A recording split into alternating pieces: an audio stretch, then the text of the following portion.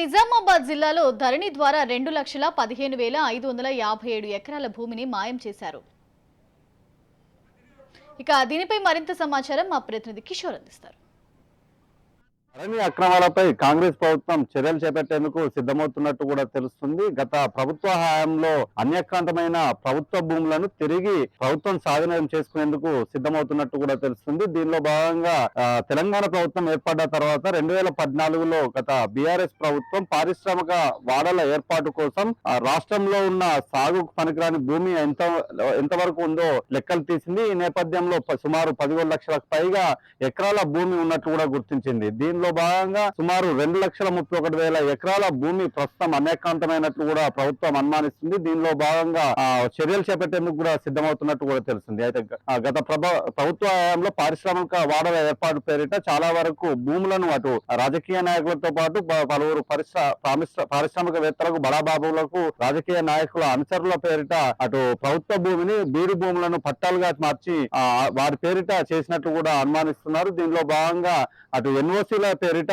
ప్రభుత్వ భూములను పట్టా భూములుగా మార్చినట్టు కూడా అనుమానిస్తున్నట్టు కూడా తెలుస్తుంది. రాష్ట్ర వ్యాప్తంగా కూడా చూసినట్లయితే సుమారు 17 లక్షల ఎకరాలలో సుమారు 2,31,000 ఎకరాలు కూడా అన్యాక్రాంతమైనట్టు కూడా తెలుస్తుంది. దీనిలో భాగంగా ముఖ్యంగా నిజామాబాద్ జిల్లాలో 2014లో 2,15,000 ఎకరాల భూమి అటు ప్రభుత్వం సంబంధించిన సాగు పనికిరాని భూమిగా గుర్తించారు. ప్రస్తుతం ఎంతవరకు ఈ 2,31,000 ఎకరాల్లో ఎంతవరకు కూడా భూమి ఇతరుల పేర మారిందో అనే దానిపై లెక్కలు కూడా తీస్తున్నట్లు కూడా తెలుస్తుంది. చాలా వరకు భూములను అటు ప్రభుత్వానికి సంబంధించిన భూములను సాగు పనికిరాని భూములుగా మార్చి పట్టాలు చేసినట్లు కూడా తెలుస్తుంది. 2020లో ధరణి ఏర్పాటు చేసిన సమయంలోనే ఈ చాలా వరకు కూడా ప్రభుత్వ భూమి పట్టా భూమిగా మార్చినట్టు కూడా తెలుస్తుంది. దీనిపై సమగ్ర విచారణ చేయాలని కూడా అటు రెవెన్యూ సంఘ నాయకులు కూడా చెబుతూ వస్తున్నారు. దీనిలో భాగంగా అటు జీవో నెంబర్ 59 పేరిట ఉన్న భూములను అదే నామమాత్ర భూములను తక్కువ రేటుకే ఇచ్చినట్టు కూడా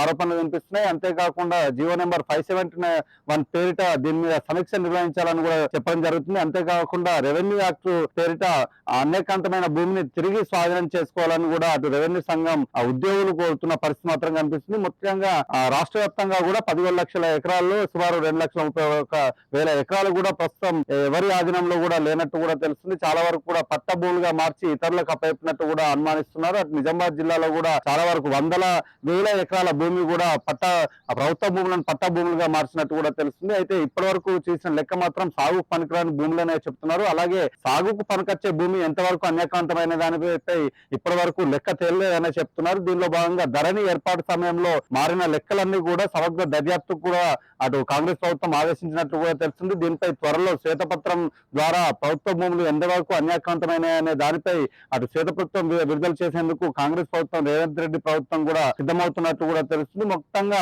ఇటు నిజామాబాద్ జిల్లా వ్యాప్తంగా కూడా గతంలో చూసినట్లయితే 2014లో 2,15,000 ఎకరాల భూమి ఉండగా ప్రస్తుతం ఎంతవరకు ఉందనే దానిపై అనుమానాలు వ్యక్తమవుతున్నాయి. సుమారు 1,000 ఎకరాలు కూడా అటు అన్యాక్రాంతమైనట్టు కూడా తెలుస్తుంది. ముఖ్యంగా రాజకీయ నాయకుల అనుచరుల పేరిట ఈ భూమి మార్పిడి జరిగినట్టు కూడా అనుమానాలు వ్యక్తం చేస్తున్నట్టు పరుస్తుంది. అలా అంతేకాకుండా పలువురు రాజకీయ నాయకులు అటు ఎమ్మెల్యే గెలక ముందు అటు అఫిడవిట్ లో 10 నుంచి 20 ఎకరాలు ఉంటే ప్రస్తుతం 100 ఎకరాలు కూడా మారినట్టు కూడా అనుమానాలు వ్యక్తమవుతున్నాయి. ఈ నేపథ్యంలో పూర్తిగా అన్ని రకాలుగా ధరణి ఏర్పాటుకు సంబంధించి ధరణికి ముందు ధరణి తర్వాత అన్న లెక్కలు ఏ విధంగా ఉన్నాయని తీసేందుకు కాంగ్రెస్ ప్రభుత్వం సిద్ధమవుతున్నట్టు కూడా తెలుస్తుంది. అనేకాంతమైన భూమిని తిరిగి స్వాధీనం చేసుకునే డిమాండ్లు వస్తున్న నేపథ్యంలో అటు భూములు అనేకాంతం చేసిన నాయకులపై చర్యలు తీసుకోవడం అలాగే అధికారులపై చర్యలు తీసుకునేందుకు సిద్ధమవుతున్నట్టు కూడా తెలుస్తుంది. Vote studio.